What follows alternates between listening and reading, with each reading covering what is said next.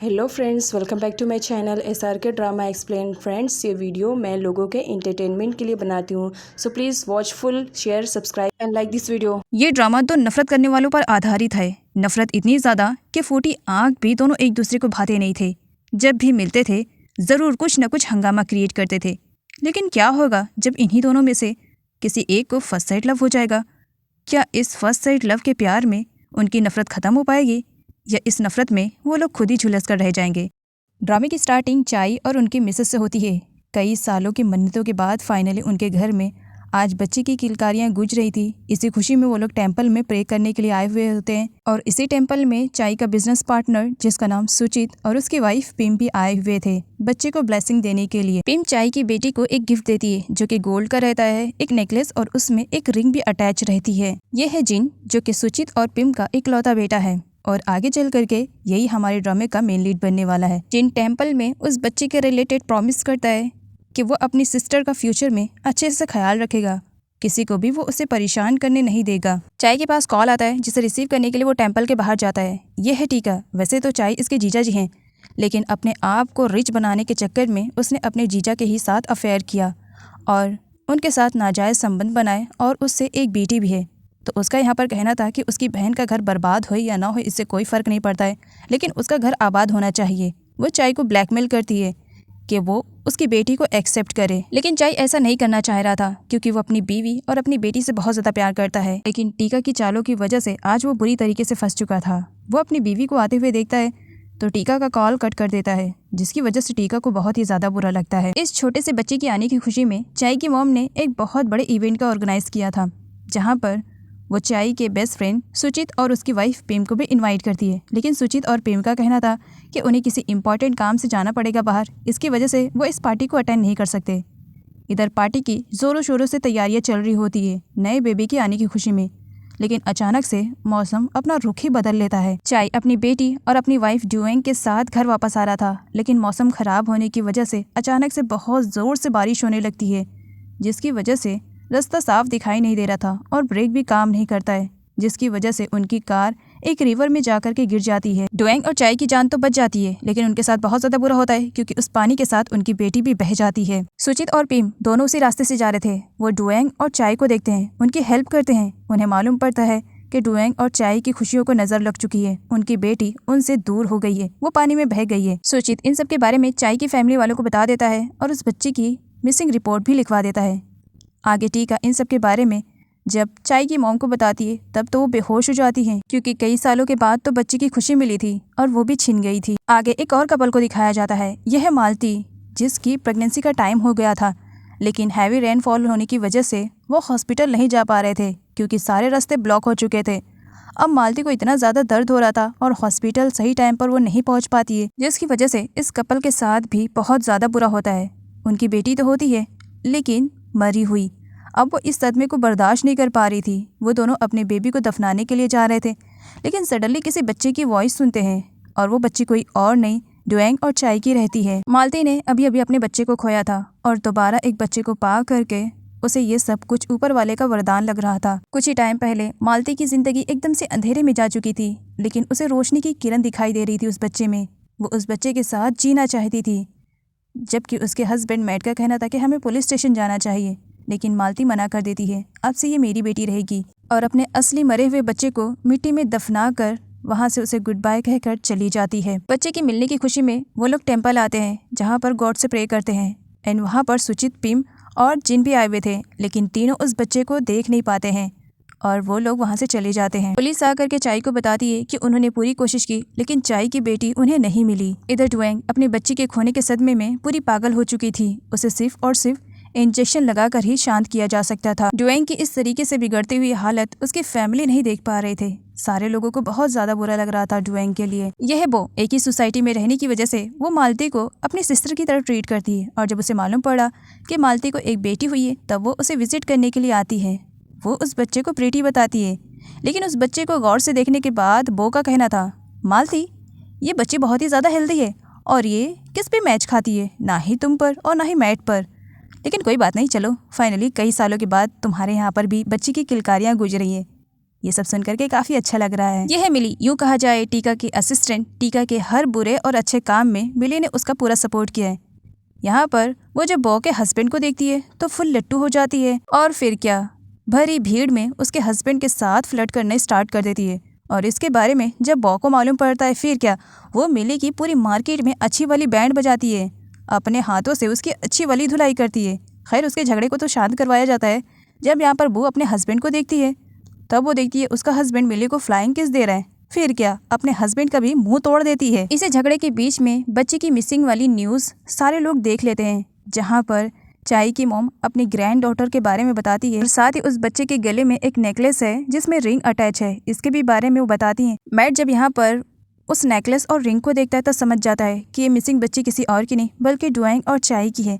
लेकिन मालती ने मना किया था अपने हस्बैंड को किसी से भी बताने के लिए। मालती की खुशी के लिए उसके हस्बैंड मैट ने उस नेकलेस को छुपा दिया था। ना ही नेकलेस सामने आएगा और ना ही इस बच्चे के राज के बारे में मालूम पड़ेगा। उसने यह सब कुछ सिर्फ और सिर्फ अपनी वाइफ मालती की खुशी के लिए किया था। इधर अपने बच्चे को खोने के गम में डुएंग बहुत बुरी तरीके से पागल हो चुकी थी। किसी की भी बच्चे को अपना बच्चा बना लेती थी और इस वजह से चाई को न जाने कितने लोगों के सामने शर्मिंदा होना पड़ा था। ड्यूइंग की बिगड़ती हुई हालत को देख करके डॉक्टर ने ड्यूइंग की फैमिली वालों को सजेस्ट किया था कि ड्यूइंग के पास एक बेबी का होना बहुत ज़्यादा ज़रूरी है।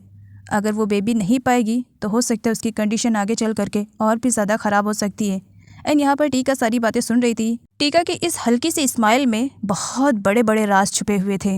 नेक्स्ट डे टीका अपनी जन्मी हुई बेटी को डुएंग के पास ला करके छोड़ देती है, क्योंकि अब वो बहुत कुछ करने वाली थी। और चाय ये सब देख लेता है। वो टीका को दूसरी प्लेस पर लेकर जाता है। ये सब तुम क्या कर रही हो?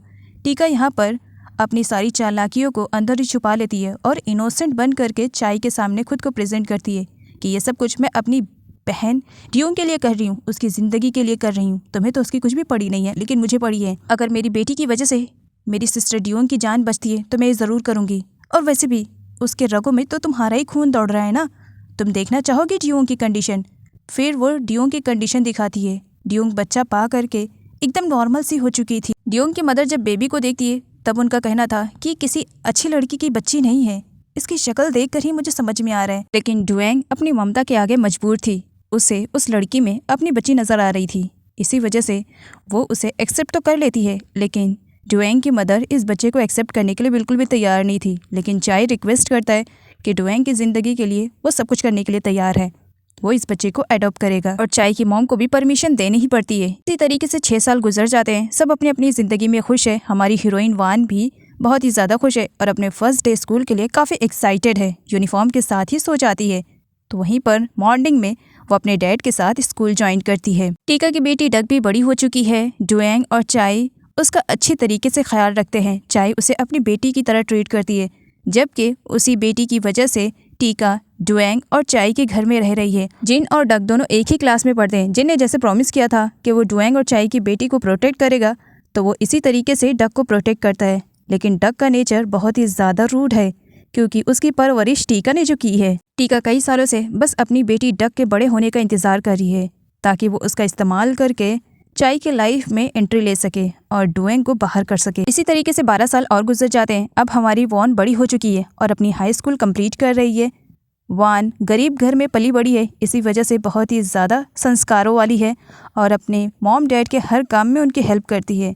वान टेम्पल में प्रे करने के लिए आई हुई थी। जहां वो प्रे करने में मगन थी तो वहीं पर एक डॉग आता है और वान की स्लीपर लेकर के चला जाता है और उसे बर्बाद भी कर देता है। जेन भी उसी टेम्पल में अपनी फैमिली के साथ प्रे करने के लिए आता है, जहाँ पर वो कुछ गरीब लोगों के लिए खाना लेकर आया हुआ था। प्रे के बाद जब वान टेम्पल से निकलती है तो अपनी स्लीपर को वहाँ पर नहीं पाती है और गलती से ये बिल फटता है जिन के ऊपर। वान अपनी स्लीपर जिन के हाथ में देखती है और चोर समझकर उसे थप्पड़ जड़ देती है बिना सच्चाई जाने।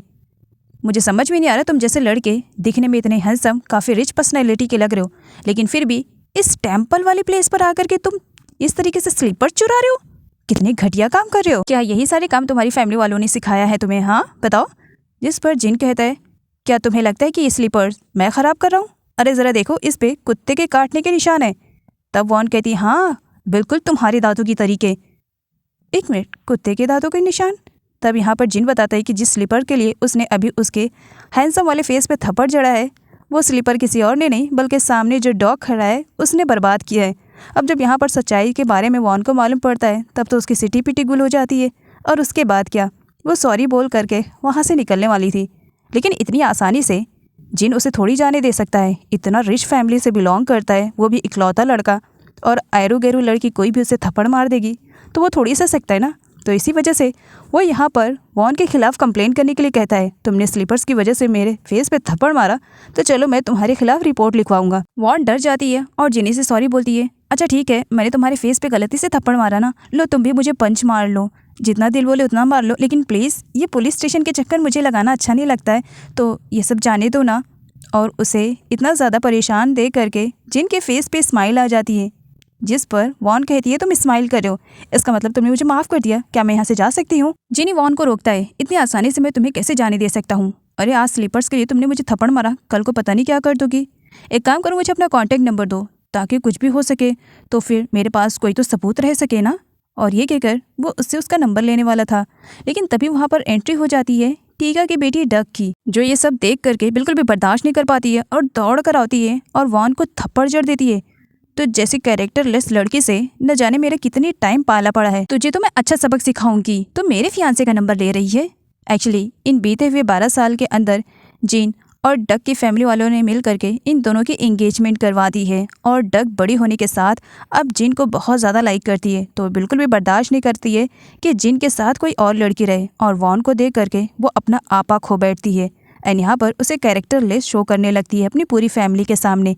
तब यहाँ पर जिन सच्चाई बताता है कि स्लीपर्स के मैटर को लेकर के ये सब हुए, और सबूत के तौर पर स्लीपर्स भी दिखाता है। अब डक जिसकी परवरिश टीका ने की है, तो बिल्कुल अपनी माँ पर गई हुई है। वॉन जब यहाँ पर डुएंग को देखती है तब उसे पास्ट का फ्लैशबैक याद आता है कि एक बार वो स्कूल जा रही थी और गलती से उसके कार की वजह से उसकी ड्रेस गंदी हो गई थी, तब डुएंग ने उसे न्यू ड्रेस ला करके दिया था। इसी बारे में वो डुएंग से बातें करना चाह रही थी, लेकिन डक को बिल्कुल भी पसंद नहीं आता है कि कोई लड़की मेरी मॉम से इस तरीके से बात करे, क्योंकि उसे भी यही लग रहा है कि डुएंग उसकी रियल मॉम है, क्योंकि टीका ने अभी तक सच्चाई के बारे में कुछ भी नहीं बताया है। डक अमीर घराने में पली बड़ी है, तो वो इसी के साथ बहुत ही ज़्यादा ज़िद्दी और बिगड़ायल भी है। पैसों का रौब दिखाना तो वो किसी के सामने छोड़ती नहीं है, और वॉन के फेस पे वो तो पैसे दे मारती है।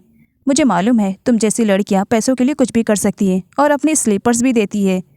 वॉन दोनों को ही एक्सेप्ट कर लेती है एंड आगे चल करके उसके दी हुई स्लीपर्स को डस्टबिन में डाल देती है और उसके दिए हुए पैसों को गरीब बच्चों में बांट देती है, ये कहते हुए कि आज मैं बहुत ही ज़्यादा रिच हूँ, जाओ इन पैसों से मज़े करो। और ये सब कुछ वॉन ने डक के सामने किया था, जिसकी वजह से डक को बहुत ही ज़्यादा बुरा लगता है।